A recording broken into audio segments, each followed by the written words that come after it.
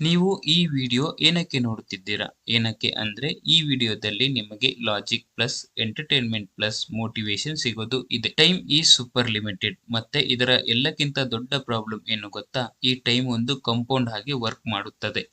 Time ಒಂಥರ waste. ಅದು ನಿಮ್ಮ ಹತ್ತಿರ ಎಷ್ಟು ಜಾಸ್ತಿ ಇರುತ್ತದೆಯೋ ನಿಮಗೆ ಅನಿಸುತ್ತದೆ ಅಷ್ಟೇ ಜಾಸ್ತಿ ಇದೆ ಅಂತ. ಮತ್ತೆ ಎಷ್ಟು ಕಡಿಮೆ ಇರುತ್ತದೆಯೋ ಅಷ್ಟೇ ಕಡಿಮೆ ನಿಮಗೆ ಅನಿಸುತ್ತದೆ.